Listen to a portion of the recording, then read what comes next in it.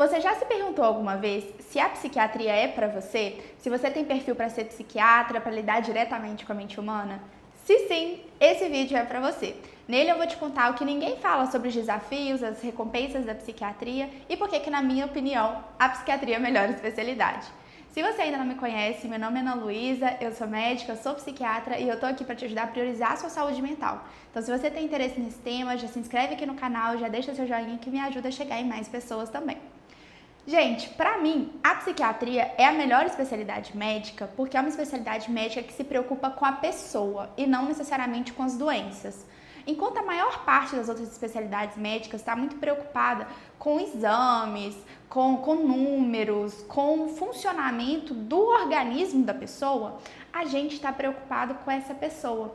Quem que ela é, onde que ela mora, o que que ela gosta de fazer, o que que traz sentido para a vida dela. E eu acho isso fantástico. Faz parte do nosso trabalho entender as relações dessa pessoa com ela mesma, com o mundo, com os problemas. E isso faz com que a psiquiatria seja fascinante, porque eu acho que, de certa forma, a gente sempre consegue entender um pouquinho mais porque cada pessoa é do jeito que é, sabe? E como que a gente se torna psiquiatra, né? A gente faz os 6 anos da faculdade de medicina e depois a gente escolhe a especialidade que a gente quer seguir. A melhor forma de se tornar psiquiatra, vamos dizer assim, o padrão ouro para se tornar especialista em psiquiatria é fazendo a residência médica. Eu, inclusive, tenho vários vídeos sobre a residência médica de psiquiatria, vou deixar aqui em cima para quem tiver interesse. E por que a residência médica é a melhor formação em psiquiatria? Porque é uma formação em serviço. A gente pega muita mão de como conduzir, como abordar os casos. Para vocês terem uma noção, eu estimo que eu atendi mais ou menos umas 4.000 consultas psiquiátricas durante meus 3 anos de residência médica. Então a gente consegue pegar a mão de caso leve, de caso moderado, de caso grave, de gerenciamento de crises. A gente consegue ter uma visão muito ampla da psiquiatria e em várias faces também. A gente costuma pensar muito num psiquiatra no consultório, mas a psiquiatria tem emergência, tem urgência psiquiátrica, internação psiquiátrica, tem áreas também, né, como psiquiatria forense, psiquiatria infantil, enfim, é um mundo à parte, né? Se vocês quiserem, depois eu gravo um vídeo especificamente sobre isso, só me falar nos comentários. E se eu tivesse que falar assim, qual que é um perfil de uma pessoa que se daria bem na psiquiatria? Eu acho que uma pessoa que se daria bem na psiquiatria é uma pessoa que tem interesse genuíno por outras pessoas. Por quê?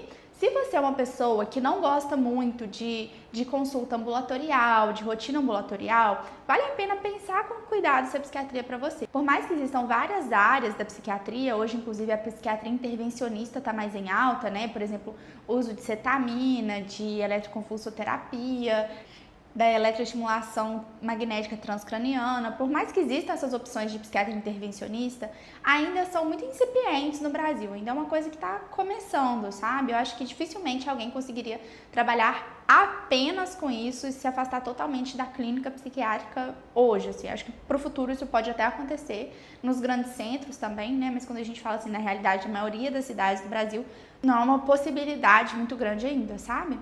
Então, a atuação principal do psiquiatra hoje vai ser em consultório, em consultas de psiquiatria. E quando a gente fala consultório, pode ser um consultório online ou presencial. Eu, por exemplo, hoje trabalho exclusivamente online, é uma coisa que funciona muito bem para mim e eu gosto muito, é a forma que eu mais gosto de trabalhar.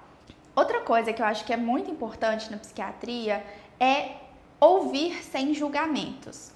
Por mais que a gente inevitavelmente vai fazer juízo de valor de certa forma, a gente aprende a treinar isso também. A gente precisa entender o que o paciente está falando pra gente dentro do contexto dele. Não adianta a gente tentar entender o que ele está falando baseado nos nossos valores, nas nossas crenças, no que a gente acha que é certo ou não. A gente precisa ter um pouco mais dessa flexibilidade de entender como que aquilo funciona para aquele paciente. E existem casos limítrofes assim na psiquiatria, né, casos mais graves, por exemplo, de pessoas que chegam até uma passagem ao ato realmente, né, que às vezes tem atos de violência. Óbvio que isso é a minoria da minoria da minoria dos pacientes, mas isso acontece. E se a gente for uma dessas pessoas que julga, que olha meio de lado, assim, a gente vai perder a oportunidade de entender como que é essa realidade para esse paciente, sabe? Acho que é importante também a gente ter uma capacidade de se vincular com o paciente, mas ao mesmo tempo de não levar tudo que o paciente fala pra gente. Isso eu acho que é uma habilidade treinável também. É um dos maiores medos que as pessoas me falam. Ah, Ana, como que faz pra lidar com a pressão emocional da psiquiatria, né? Inclusive eu fiz um vídeo sobre isso também, vou deixar aqui em cima. Gente, a gente vai aprendendo a lidar com as situações. Acho que todo ser humano se adapta às situações. Acho que isso vem muito nosso enquanto ser humano também. Mas é bom que a gente não se adapte completamente. Como assim? Se toda vez que alguém chegar pra você com uma ideação suicida, falando que pensa em se matar, e isso te apavorar, não vai adiantar de nada, concorda? Você vai apavorar junto com o paciente, você não vai ser útil naquele momento. Mas se isso acontecer e você ficar completamente indiferente, tipo, ah tá, você quer se matar e aí, isso vai ser péssimo também para o seu paciente. Então é importante que a gente se afete de certa forma, né? Que a gente se mobilize. E o vínculo terapêutico, né, essa relação terapêutica entre psiquiatra e paciente, é uma das coisas mais poderosas que existem no tratamento psiquiátrico. Tanto que a gente fala que se não existir esse vínculo entre médico e paciente, né, que existem vários nomes aí na psiquiatria, rapport, transferência, etc. Se não existir esse vínculo, é muito difícil manter um tratamento, principalmente no longo prazo. A gente na psiquiatria, a gente vai ter uma certa recorrência, a gente vai ver o paciente com alguma frequência, geralmente a cada 1-2 meses.